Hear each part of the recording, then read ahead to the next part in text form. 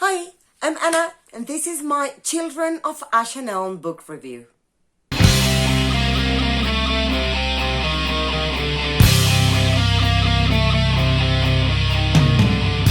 was kindly given an arc of The Children of Ash and Elm by Neil Price in exchange for an honest review by NetGalley, the publisher, so thank you so very, very, very much.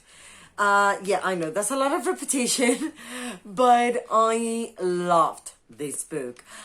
It is a history book, so it is non-fiction, and it's hard to read history at times, but I wouldn't put this book down. So I cannot talk to you about characters today or world building, but what I can tell you is Neil Price did a masterful job on this book. First of all, there's no way to get bored. Like, there's a great sense of humor, interesting data, historical data, like demystifying the myths regarding the Vikings also. So I learned a lot. I'm half Danish and German, so I'm part Viking, and I was so excited to get into this book, but I was scared at the same time, because reading a history book is like, how do I review this? How do I rate it? But then I started and I absolutely loved it. I was all the time like, oh, woo, really? It's separated into sections by periods of time in which basically Viking history changes. There's some big change that changes everything somehow. And it also explains how the population worked, the people worked as a people, and how they traveled, what happens with their ships, how they lived their everyday life wherever they were, how they conquered, why it was so important for them, what we know and what we really don't know. It reiterates the fact that our helmets never had horns. No horns for Viking helmets. And then there were a couple of things I was like, oh my gosh, okay, they were definitely advanced for the times. It seems there were trans people, and these trans people were accepted into society. Like, they still had issues. Like, they rejected men who liked other men, so then they rejected gay men, which was still shocking, but it was quite common at the time.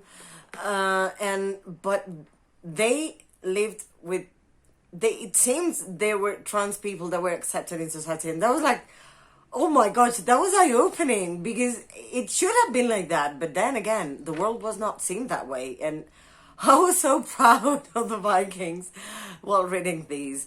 And facts like the fact that women had many rights that they didn't get until the 20th or 21st century in our cultures. And that it is that they could, for example, file for divorce and just say, like, I'm tired of this person, and get divorced.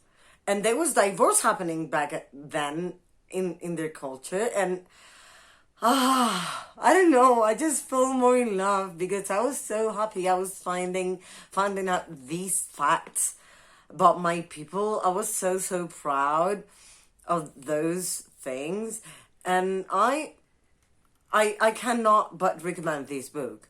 Like, the way it's separated is nice, the way it's told, the writing style makes it easy. So it's just, you fly through it. It's not a hard book or a slow book to read. It's 676 pages, I think. No, 656 pages. And I just read it in, I think, 4 or 5 days, which for a history book is quite quick. So yeah, I mean, I cannot but recommend this book. It's just perfect. I don't know what else to tell you. I was shocked, and I was positively shocked that I was finding out these things. So to anyone interested in Viking history and thinking history books, maybe not. This book is perfect. It has funny remarks and everything.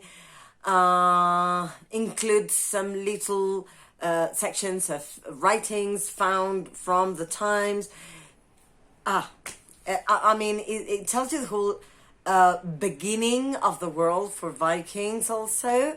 It's quite a nice one. So that's it for me today. I'm sorry this was such a short review, but again, non-fiction. So I highly recommend this book. I gave it 5 stars. I hope you liked this video. If you did, please click like down here. Please comment, let me know what you thought of the review. If you thought it was missing something, if you thought it was okay, what would you like me to tell you about the book if you're interested? And if you like my videos, please don't forget to subscribe and click the bell for notifications. And I hope to see you soon back in my channel. Bye!